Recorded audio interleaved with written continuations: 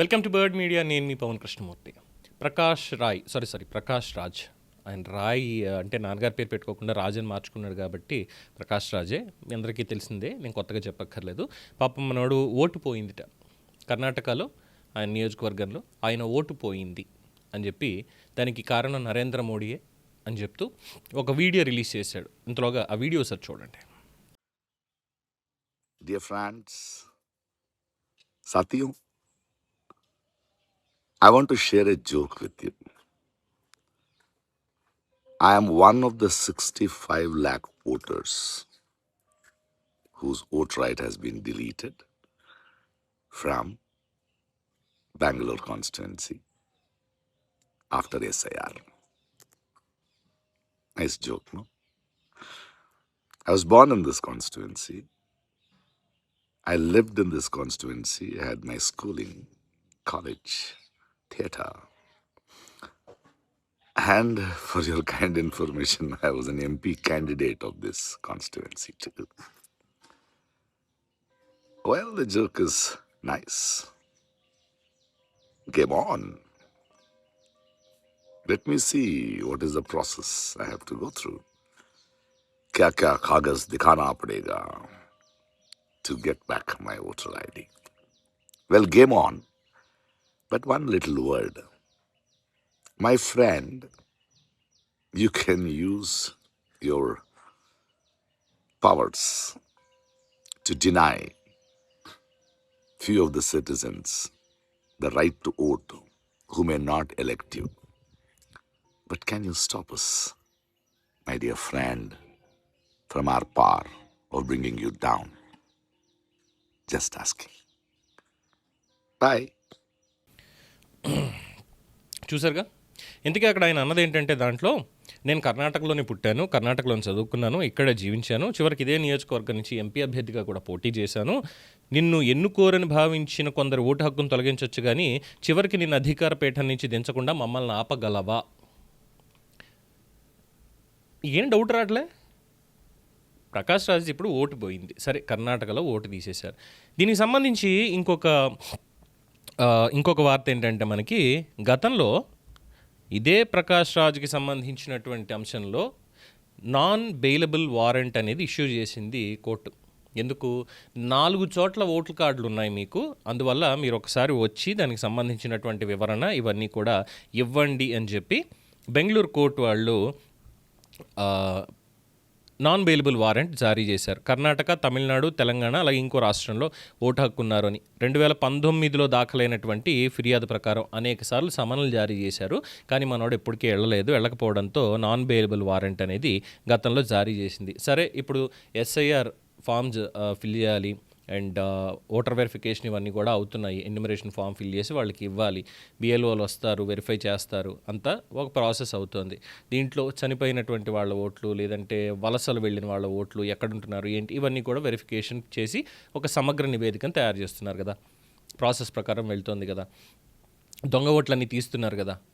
మరి ఇప్పుడు ఈ 4 ఓట్లలో బెంగళూరులో కావాలా, లేదంటే ఇంకో చోట కావాలా, తెలంగాణలో షాద్నగర్లో కావాలా, లేదు హైదరాబాద్లో కావాలా, ఎక్కడో అక్కడ నాకు ఇక్కడ ఉంటున్నాను కాబట్టి నాకు ఓటు హక్కు ఇక్కడే కావాలని చెప్పి పెట్టుకోవాలి. 4 చోట్ల 4 ఓట్లు పెట్టుకుంటా, నేను వెళ్ళిన చోట ఎన్నికలు జరిగితే అక్కడ ఓటేస్తా అంటే ఎవడొప్పుకుంటాడు?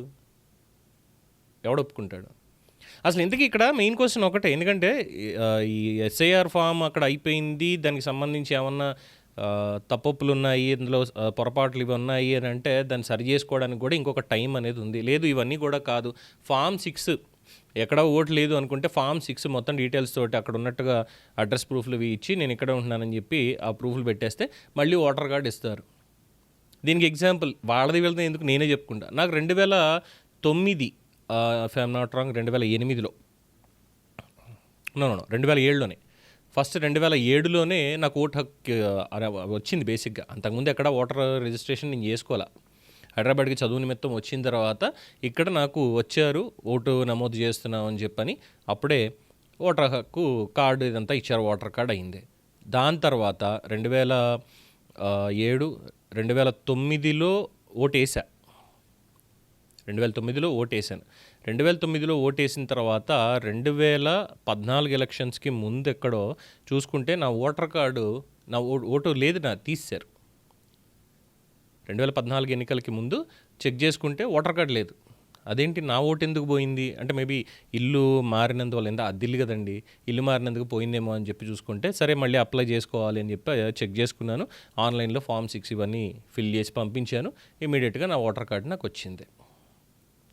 క్లియర్.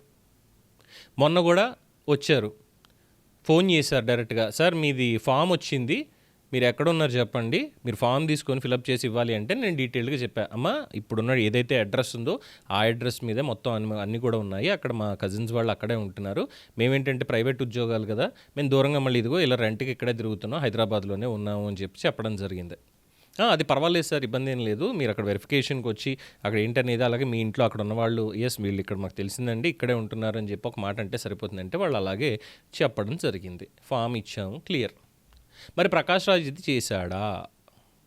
అట్లీస్ట్ ఫామ్ ఫిలప్ చేసి నా పేరు ప్రకాష్ రాజ్, మా నాన్న పేరు మంజునాథ్ రాయ్, మీకు ఇక్కడే పుట్టాను, ఇక్కడే పెరిగాను, ఇక్కడే నాది ఓటు ఉంది, ఇక్కడే ఇన్ని సంవత్సరాలుగా ఉంటున్నాను, ఇదే నా అడ్రస్, ఇవన్నీ కూడా అందులో మెన్షన్ చేసి ఇచ్చాడా? ఆధార్ కార్డ్ నెంబర్ దాంట్లో పెట్టాడా? మరి దీని గురించి మాట్లాడలేదే. ఒకవేళ నేను ఫామ్ ఫిల్ చేశాను, బిఎల్ఓకి ఇచ్చాను, ఇచ్చిన తర్వాత కూడా నాది ఓటు క్యాన్సిల్ చేశారని చెప్తే అప్పుడు పద్ధతిగా ఉండేది. సార్ ఫామ్ ఇచ్చిన తర్వాత కూడా ప్రకాష్ రాజ్ ఓటు పోయింది అంటే నిజంగానే అక్కడ తప్పు చేశారు. ఎవరు? బిఎల్ఓ, అతని బూత్ లెవెల్ ఆఫీసర్లు కానీ, అక్కడ ఉండే ప్రిసైడింగ్ ఆఫీసర్ కానీ, వీళ్ళు నిజంగానే తప్పు చేశారు అని చెప్పి నిజంగానే కలెక్టర్కి కూడా కంప్లైంట్ ఇవ్వచ్చు, వీళ్ళు ఇలా పని చేశారు, నా ఓటు తీసేశారని. ఆ తర్వాత ప్రొసీడింగ్స్ తర్వాత Form 6 మళ్ళీ ఇవ్వడం ఏదో ఒకటి అవుతుంది. ఇవన్నీ చేయకుండా ఒక కెమెరా ఉంది, నరేంద్ర మోడీ గారు మిమ్మల్ని దింపలేమనుకుంటున్నారేమో, మీకు ఓటు వేయరనుకున్న వాళ్ళ ఓట్లు పీకేస్తున్నారు, అందువల్ల ఇబ్బంది ఏం లేదు, కానీ మిమ్మల్ని దింపడం మాత్రం ఏంటి? ఎందుకు ఇవి? ఈ ఉడత ఊపుళ్ళు, తాటాకు చప్పుళ్ళు దేనికి ఇవే మన అమాయకత్వాన్ని బయట పెట్టుకున్నాం, ఇవి ఇలాంటివి అనమాట. పేరుకేమో పెద్ద నటుడు, సరే ఆ నటన ఎందుకులేండి దీంట్లో. కానీ ఈ రాజకీయాల దగ్గరికి వచ్చేసిన తర్వాత ఏం చేద్దామని బొద్దింకల దగ్గరికి వెళ్ళి అక్కడ తగలబెట్టారు. ప్రతి దాంట్లో తగుదునమ్మా అని చెప్పి పిలవని పేరంటానికి కూడా పెద్ద మొత్తం ఐదోలాగా వెళ్ళి దూరిపోవడం, చివరి ఆఖరికి పళ్ళు రాలగొట్టుకుని రావడం, ప్రతి దాంట్లో ఇదేగా. కోర్టు కూడా ఆల్రెడీ ఎన్నిసార్లు సమన్లు ఇచ్చింది, నాన్ బెయిలబుల్ వారెంట్ ఇచ్చింది, అయినా సరే ఉండదు, బేసిక్గా కొంచెం ఉండదు. ఇప్పుడు ఇది రిలీజ్ చేసి ఈ వీడియో ఈ రకంగా మాట్లాడడం, చెప్పండి మీరే, ప్రకాష్ రాజ్ చేసింది ఏంటి మరి? ఇది సింపుల్గా బిఏలోకి ఫోన్ చేయొచ్చు, నంబర్లు అవైలబుల్ ఉంటాయి, చెక్ మై ఓట్ అని ఓటర్ పోర్టల్ ఉంది, ఫోన్ నెంబర్తో చెక్ చేసుకోవచ్చు, రిజిస్ట్రేషన్ పెట్టుకుంటే ఆన్లైన్లోనే. చదువుకున్నాడుగా, జస్ట్ సిస్టమ్ ఆన్ చేసి ఇక్కడ నా ఓటు పోయిందా, ఓటు పోయింది, ఓకే, ఇంట్లో వాళ్ళు ఇంకెవరిదైనా ఓటు ఉందా, ఓకే, బిఏలోకి ఫోన్ చేయొచ్చు, నెంబర్ ఉంటుంది, లేదు ఆ బూత్కి సంబంధించిన అధికారుల నెంబర్లు ఎలక్షన్ డిపార్ట్మెంట్ దాంట్లో కాంటాక్ట్స్లో ఉంటాయి, ఫోన్ చేసి కనుక్కొచ్చి అమ్మ నా ఓటు పోయింది, మరి ఏంటి నేను ఇక్కడే ఉంటున్నాను, మీరు రాలేదా, సర్ ఫామ్ నాకు ఇవ్వలేదా, ఏదో ఒకటి అడగచ్చు. ఇవన్నీ చేయకుండా ఓ వీడియో, మోడీ గారే దీనికి కారణం, వీడికి నిద్ర రాకపోవడానికి కూడా మోడీయే కారణం, కళ్ళకు వచ్చేసినట్టున్నాడు ఆయన, అలా ఉంది ప్రకాష్ రాజ్ చెప్పేటువంటి మాట.